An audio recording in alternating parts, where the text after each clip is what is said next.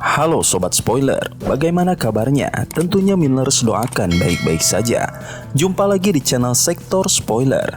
Di video kali ini, Millers akan bahas kelanjutan cerita dari Donghua series Renegade Immortal episode 68. Seperti biasa, Millers mau ingatkan lagi bagi Sobat Spoiler, karena video ini mengandung spoiler, Mimin sarankan untuk tonton dulu episode-episode sebelumnya biar ngerti jalan ceritanya. Tapi buat Sobat Spoiler yang gak sabar dan udah siap dengerin kelanjutan ceritanya, langsung saja kita gas ke ceritanya. Di episode sebelumnya, di tengah persiapan perjalanan, Wang Lin memikirkan tujuan utamanya, yaitu peti mati giok yang dapat membantunya mencapai transformasi jiwa. Di sisi lain, Cihu yang berada di depan arai transfer menunggu kedatangan dua orang yang akan membantunya. Setelah menanti 7 hari dan menghadapi beberapa penyerang, akhirnya sosok wanita anggun dari Suyu atau kupu-kupu merah muncul.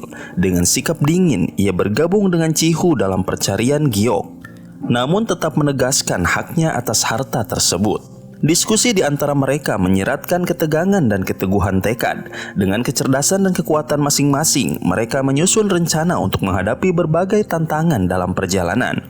Ketiganya, termasuk Wang Lin yang masih berada di perjalanan, memiliki tujuan besar yang akan menguji batas kekuatan, kepercayaan dan ambisi mereka di alam surgawi. Cihu memperkenalkan Wang Lin yang dikenal sebagai Cheng Niu sebagai sesama penduduk planet Suzaku.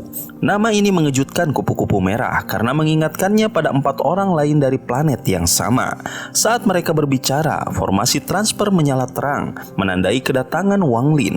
Begitu muncul, Wang Lin langsung merasa bahaya mengancam dan menghancurkan formasi sambil melindungi dirinya dengan awan asap hijau. Tindakan ini memicu konfrontasi sengit antara dia dan kupu-kupu merah. Di episode berikutnya, Wang Lin memanggil berbagai harta sihirnya termasuk perangkap binatang, bola petir dan bendera pembatasan yang memenuhi sekelilingnya dengan gas pembatasan. Gas itu berubah menjadi naga yang menyerang kupu-kupu merah, memaksa wanita itu mundur. Sebagai balasan, kupu-kupu merah mengeluarkan patung es berbentuk makhluk setengah manusia setengah ular, memancarkan cahaya biru yang memukau. Bola petir Wang Lin dibekukan oleh cahaya itu, menciptakan pemandangan menakjubkan dengan warna biru dan ungu yang bercahaya. Pertarungan terus memanas ketika Wang Lin memanggil jiwa-jiwa berkeliaran untuk mengepung kupu-kupu merah. Dengan serangan yang agresif, ia membentuk tombak besar dari gas pembatasan dan melesatkannya ke arah lawannya. Kupu-kupu merah merespon dengan mengaktifkan kekuatan penuh patung esnya, memancarkan cahaya biru yang memaksa jiwa-jiwa mundur. Namun, tombak Wang Lin berhasil menembus pertahanan itu, menunjukkan kegigihan dan kekuatan strateginya. Melihat serangan Wang Lin yang terus-menerus, kupu-kupu merah semakin terdesak. Dalam langkah terakhir, dia memuntahkan darah yang berubah menjadi warna merah indah untuk memperkuat patung esnya. Tabrakan antara tombak gas pembatasan Wang Lin dan mawar menciptakan gelombang energi yang dahsyat. Meski mawar kehilangan kelopak, dampaknya terasa pada Wang Lin, membuatnya mundur sejenak. Cihu yang menyaksikan dari jauh mulai menyadari bahwa pertarungan ini bisa berujung pada kehancuran besar. Di tengah situasi genting ini, Wang Lin menciptakan kabut hitam menggunakan bendera pembatasan lainnya untuk menutupi area pertempuran. Kupu-kupu merah dengan kemarahan yang memuncak mengarahkan kekuatan terakhirnya. Ketegangan semakin tinggi saat kedua pihak bertarung dengan semua kemampuan mereka, menyadari bahwa setiap langkah akan menentukan hasil akhir dari pertempuran epik ini. Suara gemuruh tiba-tiba menggema, memecah keheningan. Wang Lin menyelesaikan batasan di tangannya, bersiap melepaskan bendera pembatasan untuk memanggil peti retribusi ilahi. Benda hitam yang melayang di langit membuat kupu-kupu merah dan Cihu terkejut. Kupu-kupu merah merasa ancaman besar, sementara Cihu menyadari kekuatan sejati Cheng Niu yang belum digunakan sepenuhnya. Dalam upaya menenangkan situasi, Cihu mengingatkan bahwa mereka adalah tamunya, sambil memunculkan ilusi raksasa untuk memperingatkan kupu-kupu merah. Kupu-kupu merah yang mulai tertekan oleh teknik Wang Lin menyadari resiko besar jika pertempuran dilanjutkan. Dalam kebimbangan, dia akhirnya setuju untuk menghentikan serangan, tetapi bersikeras bahwa peti itu menjadi miliknya. Wang Lin dengan senyuman mengejek, mengangkat batasan di tangannya tinggi-tinggi, menunjukkan bahwa jika dia melanjutkan tekniknya, fragmen ini bisa hancur. Cihu berhasil meredakan ketegangan dengan menawarkan pembagian harta yang akhirnya diterima Wang Lin. Meskipun pertempuran berhenti, kupu-kupu merah tetap menantang Wang Lin untuk melanjutkan duel mereka di Suzaku. Wang Lin menerima tantangan itu dengan percaya diri, lalu menghancurkan batasan di tangannya dan mengembalikan kabut hitam ke tasnya. Kodok guntur yang terluka dipisahkannya juga tampak lemah. Cihu yang lega melihat ketegangan mereda, menyadari bahwa mengundang dua kultivator kuat ini adalah keputusan yang beresiko. Mereka bertiga kemudian melanjutkan perjalanan menuju lokasi batu giok yang terletak di sebuah gunung besar berbentuk naga. Di perjalanan, Cihu menjelaskan bahwa fragmen yang mereka cari sulit ditemukan karena tertutupi lapisan lain dan tersembunyi oleh kondisi ekstrim. Saat mereka tiba di puncak gunung, Cihu mengaktifkan formasi transfer yang membawa mereka ke fragmen es yang dingin dan luas. Wang Lin merasakan ketidaknyamanan, tetapi perlahan tenang saat melihat kupu-kupu merah yang tampak terbiasa dengan hawa dingin.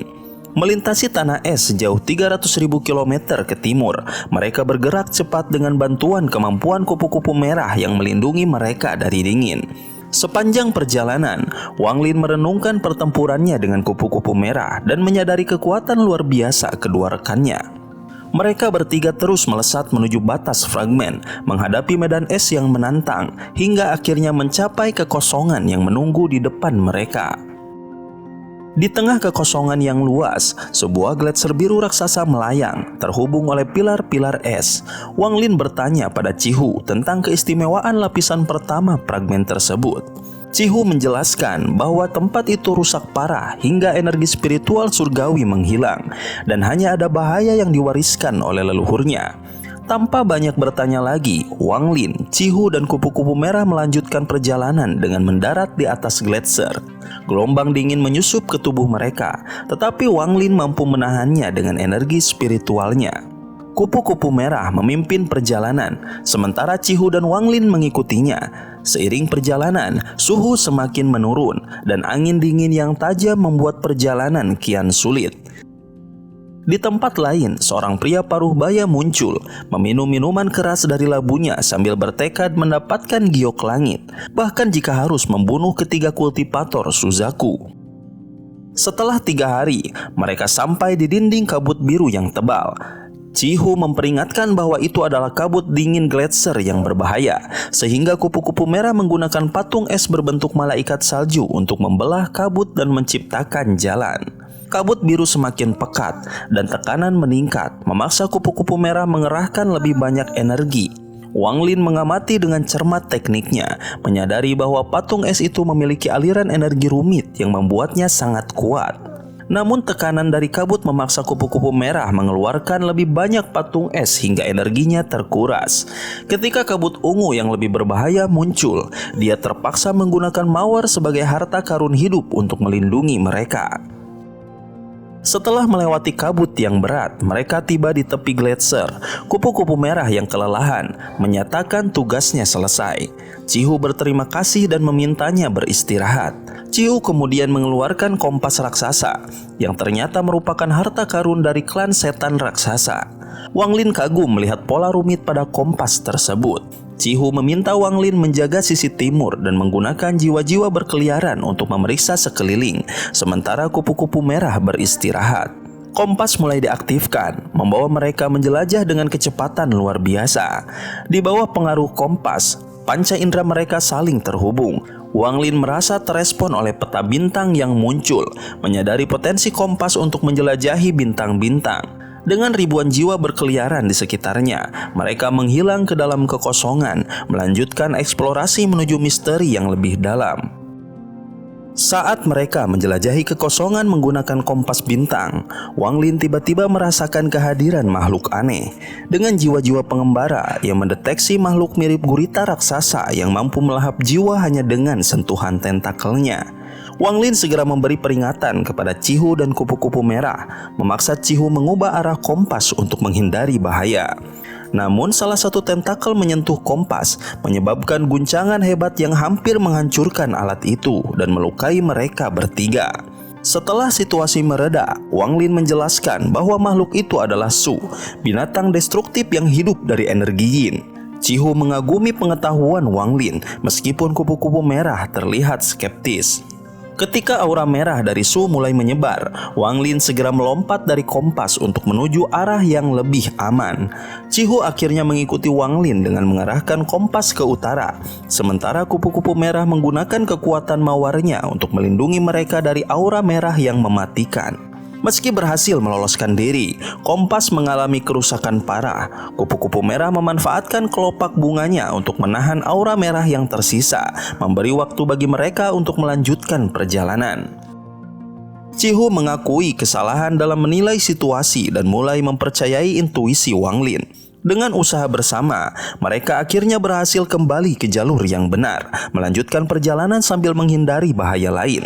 Di tengah perjalanan, Wang Lin menemukan Golden Purple Stone, bahan langka yang dibutuhkan untuk membuat kompas bintang. Tanpa ragu, ia mengambil batu tersebut, mengingat peluang untuk memperkuat dirinya di masa depan. Namun, kompas semakin tidak stabil dan akhirnya rusak total. Chihu meminta mereka menggunakan kemampuan terbang masing-masing untuk mencapai tujuan. Meski situasi darurat, mereka tetap melangkah maju.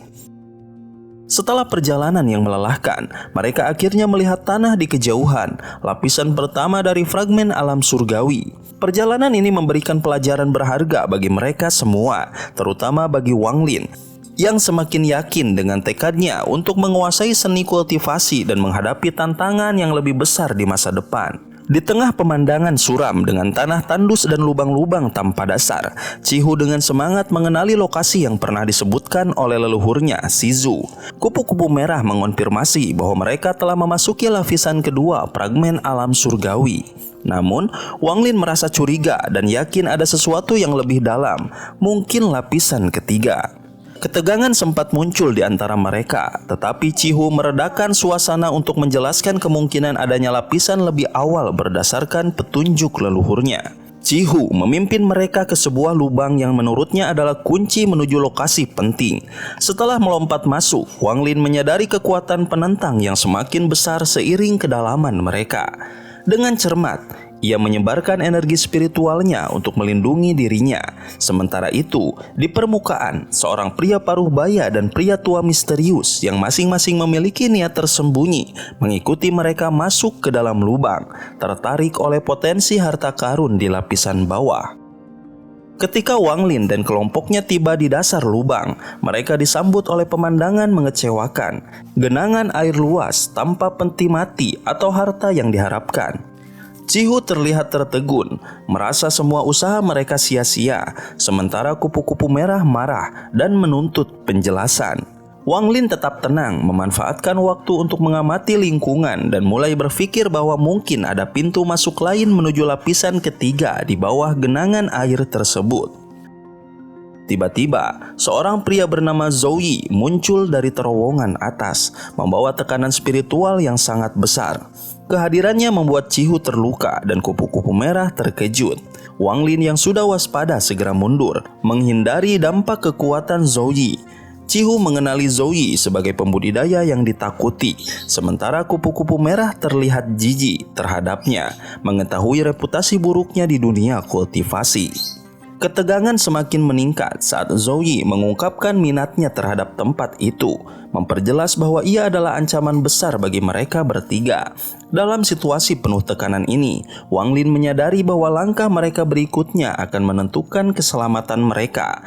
Meski tujuan mereka tampak sulit tercapai, Wang Lin tetap fokus, menyusun strategi untuk menghadapi ancaman baru sambil mencari jalan keluar dari tempat misterius tersebut.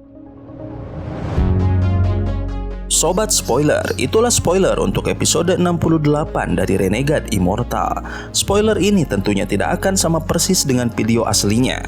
Maka jika ada kesalahan dalam penyebutan nama dan istilah, serta kelebihan ataupun kekurangan durasi, harap dimaklumi. Dan kalau kalian suka dengan video ini, jangan lupa untuk like, share, dan subscribe supaya kalian gak ketinggalan update terbaru dari channel ini. Terima kasih banyak udah nonton sampai akhir Sobat Spoiler. Sampai ketemu lagi di video berikutnya. Tetap semangat dan sampai jumpa.